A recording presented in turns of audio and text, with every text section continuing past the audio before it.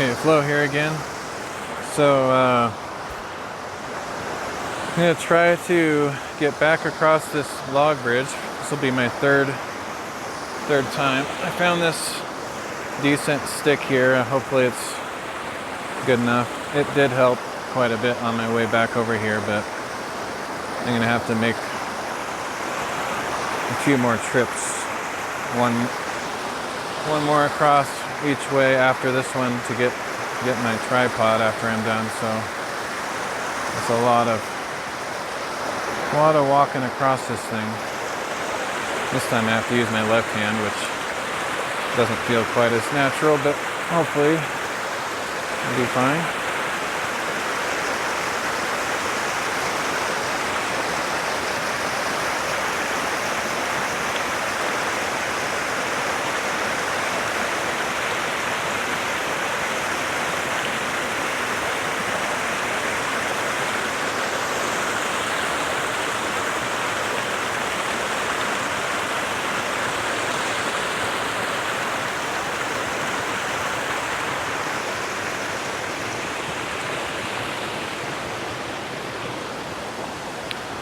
Alright, so I'm going to go try to sit out on that little grassy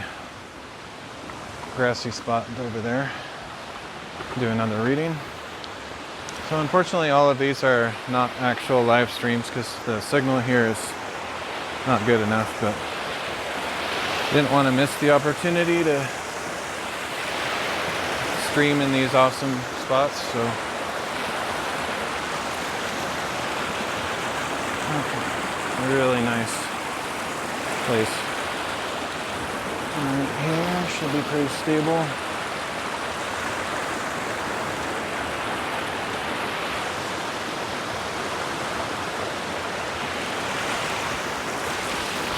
Okay. Oh man, this is amazing. This is incredible. What a spot.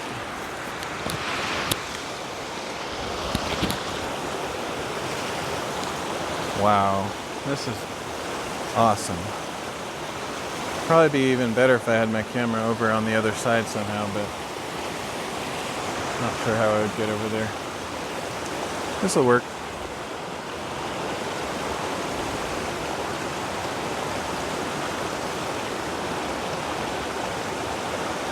So today we're going to be reading Deuteronomy 17 to 20 and John 16.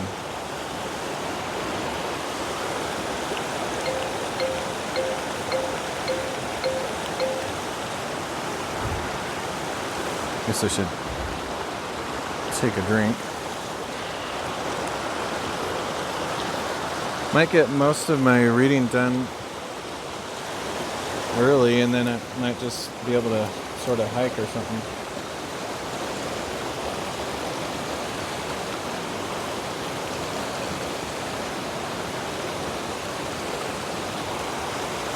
We'll see.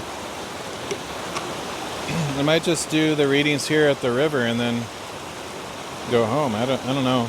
I definitely have stuff I need to work on, but I wanted to get these readings in too.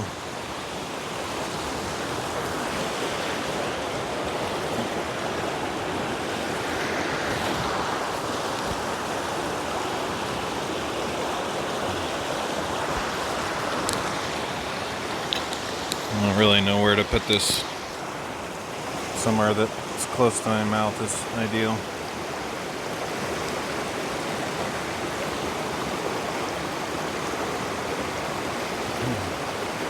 Camera might overheat today. I'm using it a lot.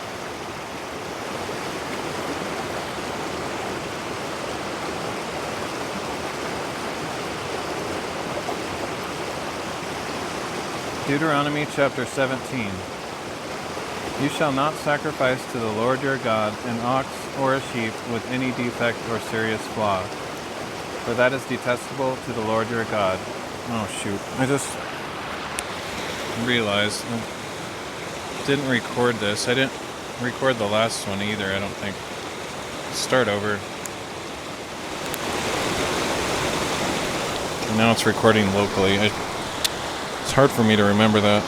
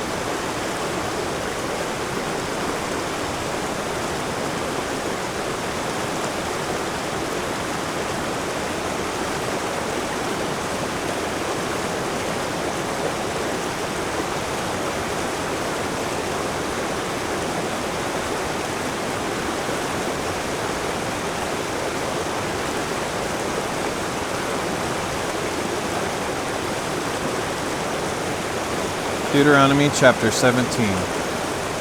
You shall not sacrifice to the Lord your God an ox or a sheep with any defect or serious flaw, for that is detestable to the Lord your God.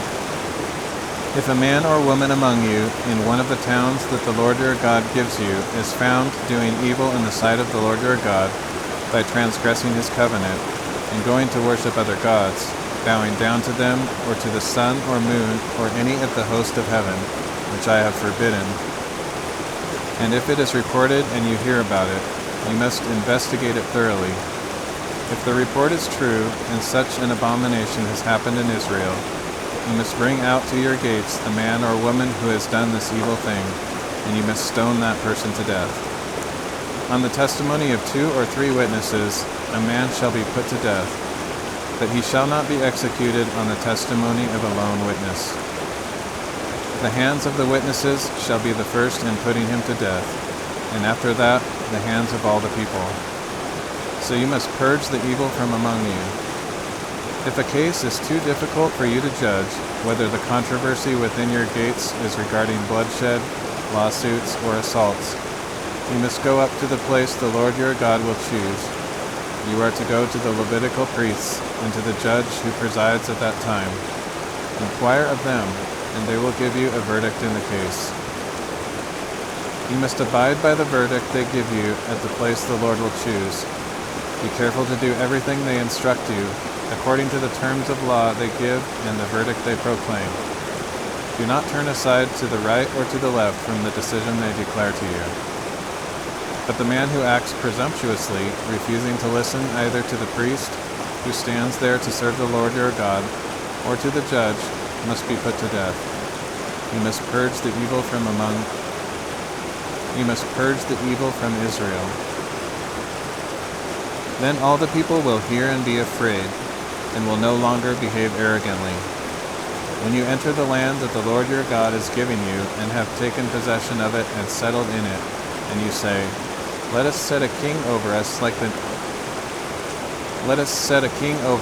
all the nations around us. You are to appoint over yourselves the king whom the Lord your God shall choose. Appoint a king from among your brothers. You are not to set over yourselves a foreigner who is not one of your brothers. But the king must not acquire many horses for himself, or send the people back to Egypt to acquire more horses. For the Lord has said, You are never to go back that way again. He must not take many wives for himself, lest his heart go astray. He must not accumulate for himself large amounts of silver and gold. When he is seated on his royal throne, he must not write for himself a copy of this instruction on a scroll in the presence of the Levitical priests. I read that wrong. When he is seated on his royal throne, he must write for himself a copy of this instruction on a scroll in the presence of the Levitical priests.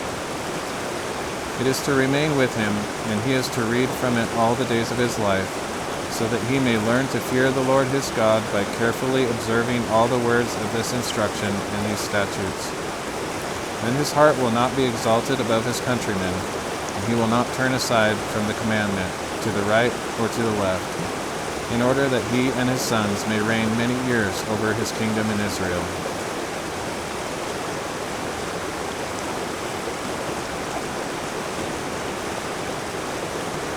Deuteronomy chapter 18. The Levitical priests in Deuteronomy chapter 18. The Levitical priests, indeed the whole tribe of Levi, shall have no portion or inheritance with Israel. They are to eat the offerings made by fire to the Lord. That is their inheritance. Although they have no inheritance among their brothers, the Lord is their inheritance, as he promised them.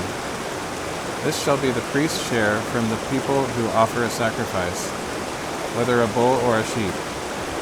The priests are to be given the shoulder, the jowls, and the stomach. You are to give them the first fruits of your grain, new wine, and oil, and the first wool sheared from your flock. For the Lord your God has chosen Levi and his sons out of all your tribes to stand and minister in his name for all time. Now if a Levite moves from any town Now, if a Levite moves from any town of residence throughout Israel and comes in all earnestness to the place the Lord will choose, then he shall serve in the name of the Lord his God like all his fellow Levites who stand there before the Lord. They shall eat equal portions, even though he has received money from the sale of his father's estate. When you enter the land that the Lord your God is giving you, do not imitate the detestable ways of the nations there. Let no one be found among you who sacrifices his son or daughter in the fire, practices divination or conjury, interprets omens, practices sorcery, casts spells, consults a medium or spiritist, or inquires of the dead. For whoever does these things is detestable to the Lord. And because of these detestable things, the Lord your God is driving out the nations before you. You must be blameless before the Lord your God. Though these nations, which you will dispossess, listen to conjurers and diviners, the Lord your God has not permitted you to do so. The Lord your God will raise up for you a prophet like me from among your brothers. You must listen to him. This is what you asked of the Lord your God at Horeb on the day of the assembly, when you said, Let us not hear the voice of the Lord our God or see this great fire any more, so that we will not die.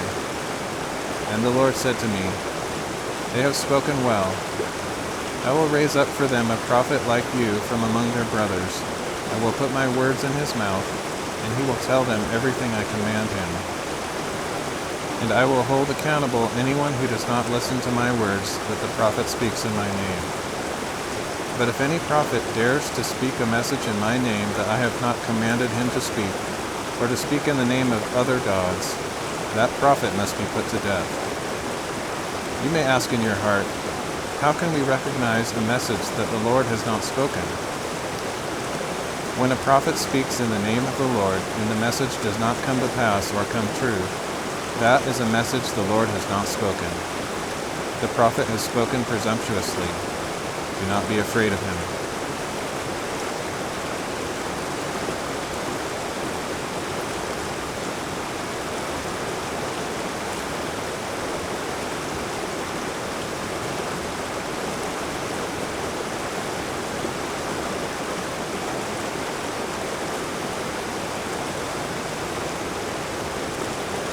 Deuteronomy chapter 19. When the Lord your God has cut off the nations whose land he is giving you, and when you have driven them out and settled in their cities and houses, then you are to set apart for yourselves 3 cities within the land the Lord your God is giving you to possess. You are to build roads for yourselves and divide into 3 regions the land that the Lord your God is giving you as an inheritance, so that any manslayer can flee to these cities. Now this is the situation regarding the manslayer who flees to one of these cities to save his life, having killed his neighbor accidentally without intending to harm him. If he goes into the forest with his neighbor to cut timber and swings his axe to chop down a tree, but the blade flies off the handle and strikes and kills his neighbor, he may flee to one of these cities to save his life. Otherwise the avenger of blood might pursue the manslayer in a rage, overtake him if the distance is great, and strike him dead, though he did not deserve to die, since he did not intend any harm. This is why I am commanding you to set apart for yourselves 3 cities. And if the Lord your God enlarges your territory, as he swore to your fathers, and gives you all the land he promised them, and if you carefully keep all these commandments I am giving you today, loving the Lord your God and walking in his ways at all times, then you are to add 3 more cities to these 3. Thus innocent blood will not be shed in the land that the Lord your God is giving you as an inheritance, so that you will not be guilty of bloodshed. If, however, a man hates his neighbor and lies in wait, attacks him and kills him, and then flees to one of these cities, the elder of his city must send for him, bring him back, and hand him over to the avenger of blood to die. You must show him no pity. You are to purge from Israel the guilt of shedding innocent blood, that it may go well with you. You must not move your neighbor's boundary marker, which was set up by your ancestors, to mark the inheritance you shall receive in the land that the Lord your God is giving you to possess. A lone witness is not sufficient to establish any wrongdoing or sin against a man, regardless of what offense he may have committed. The matter must be established by the testimony of 2 or 3 witnesses. If a false witness testifies against someone, accusing him of a crime, both parties to the dispute must stand in the presence of the Lord before the priests and judges who are in office at that time. The judges shall investigate thoroughly, and if the witness is proven to be a liar who has falsely accused his brother, you must do to him as he intended to do to his brother. So you must purge the evil from among you. Then the rest of the people will hear and be afraid, and they will never again do anything so evil among you. You must show no pity, life for life, eye for eye, tooth for tooth, hand for hand, and foot for foot.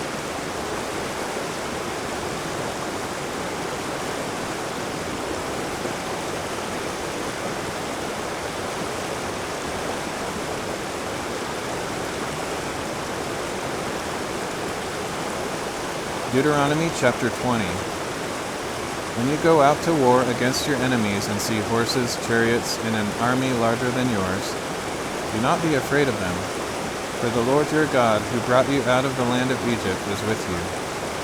When you are about to go into battle, the priest is to come forward and address the army, saying to them, Hear, O Israel, today you are going into battle with your enemies.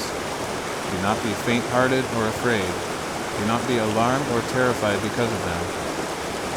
For the Lord your God goes with you to fight for you against your enemies, to give you the victory. Furthermore, the officers are to address the army, saying, Has any man built a new house and not dedicated it? Let him return home, or he may die in battle, and another man dedicate it. Has any man planted a vineyard and not begun to enjoy its fruit? Let him return home, or he may die in battle, and another man enjoy its fruit. Has any man become pledged to a woman and not married her? Let him return home, or he may die in battle, and another man marry her. Then the officers shall speak further to the army, saying, Is any man afraid or faint-hearted? Let him return home, so that the hearts of his brothers will not melt like his own. When the officers have finished addressing the army, they are to appoint commanders to lead it. When you approach a city to fight against it, you are to make an offer of peace. If they accept your offer of peace and open their gates, all the people there will become forced laborers to serve you. But if they refuse to make peace with you and wage war against you, lay siege to that city. When the Lord your God has delivered it into your hand, you must put every male to the sword. But the women, children, livestock, and whatever else is in the city, all its spoil, you may take as plunder, and you shall use the spoil of your enemies that the Lord your God gives you. This is how you are to treat all the cities that are far away from you and do not belong to the nations nearby. However, in the cities of the nations that the Lord your God is giving you as an inheritance, you must not leave alive anything that breathes, for you must devote them to complete destruction: the Hittites, Amorites, Canaanites, Perizzites, Hivites, and Jebusites, as the Lord your God has commanded you, so that they cannot teach you to do all the detestable things they do for their gods, and so cause you to sin against the Lord your God. When you lay siege to a city for an extended time while fighting against it to capture it, you must not destroy its trees by putting an axe to them, because you can eat their fruit. You must not cut them down. Are the trees of the field human, that you should besiege them? But you may destroy the trees that you know do not produce fruit. Use them to build siege works against the city that is waging war against you until it falls.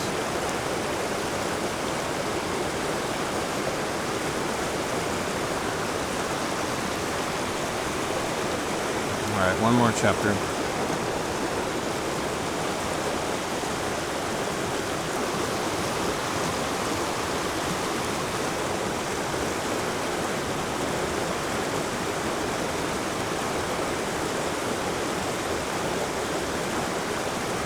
John chapter 16. I have told you these things so that you will not fall away. They will put you out of the synagogues. In fact, the time is coming when anyone who kills you will think he is offering a service to God. They will do these things because they have not known the Father or me. But I have told you these things so that when their hour comes, you will remember that I told you about them. I did not tell you these things from the beginning, because I was with you. Now, however, I am going to him who sent me. Yet none of you asks me, where are you going? Instead, your hearts are filled with sorrow because I have told you these things. But I tell you the truth. It is for your benefit that I am going away. Unless I go away, the advocate will not come to you. But if I go, I will send him to you. And when he comes, he will convict the world in regard to sin, and righteousness and judgment. In regard to sin, because they do not believe in me. In regard to righteousness, because I am going to the Father, and you will no longer see me. And in regard to judgment, because the prince of this world has been condemned. I still have much to tell you, but you cannot yet bear to hear it. However, when the Spirit of truth comes, he will guide you into all truth, for he will not speak on his own, but he will speak what he hears, and he will declare to you what is to come. He will glorify me by taking from what is mine and disclosing it to you. Everything that belongs to the Father is mine. That is why I said that the Spirit will take from what is mine and disclose it to you. In a little while you will see me no more, and then after a little while you will see me. Then some of his disciples asked one another, why is he telling us, in a little while you will not see me, and then after a little while you will see me, and because I am going to the Father? They kept asking, why is he saying, a little while? I do not understand what he is saying. Aware that they wanted to question him, Jesus said to them, are you asking one another why I said, in a little while you will not see me, and then after a little while you will see me? Truly, truly, I tell you, you will weep and wail while the world rejoices. You will grieve, but your grief will turn to joy. A woman has pain in childbirth because her time has come. But when she brings forth her child, she forgets her anguish because of her joy that a child has been born into the world. So also you have sorrow now, but I will see you again, and your hearts will rejoice, and no one will take away your joy. In that day, you will no longer ask me anything. Truly, truly, I tell you, whatever you ask the Father in my name, he will give you. Until now, you have not asked for anything in my name. Ask, and you will receive, so that your joy may be complete. I have spoken these things to you in figures of speech. An hour is coming when I will no longer speak to you this way, but will tell you plainly about the Father. In that day you will ask in my name. I am not saying that I will ask the Father on your behalf, for the Father himself loves you, because you have loved me and have believed that I came from God. I came from the Father and entered the world. In fact, in turn, I will leave the world and go to the Father. His disciples said, see, now you are speaking plainly and without figures of speech. Now we understand that you know all things and that you have no need for anyone to question you. Because of this, we believe that you came from God. Do you finally believe? Jesus replied, look, an hour is coming and has already come when you will be scattered, each to his own home, and you will leave me all alone. Yet I am not alone, because the Father is with me. I have told you these things so that in me you may have peace. In the world you will have tribulation, but take courage. I have overcome the world.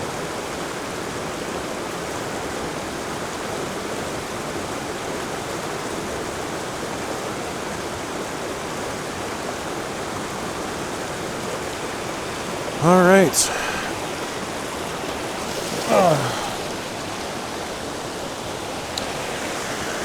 just have to go back and get my camera, and then I'll be on my way somewhere else probably. I could find more water spots here, but I want to move along somewhere else. I'm not even sure these recordings will be good enough as far as the audio goes. The video will be great, but the audio is going to be pretty noisy. I'll have to do some editing on these probably.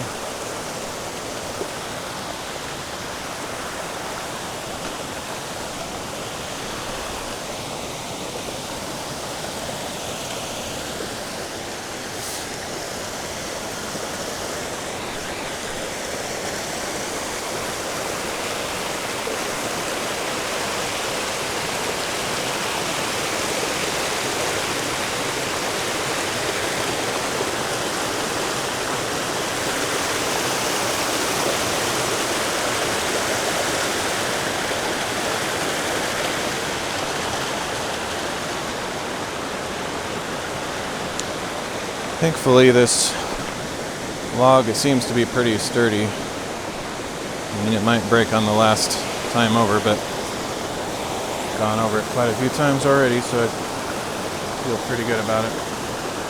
Anyway, I'm going to head out. Thanks for joining me, and I'll hopefully find a place to actually live stream, or at least I'll do more of these recordings. And the next one shouldn't be so loud, so it shouldn't sound so crazy. Anyway, I'll catch you later.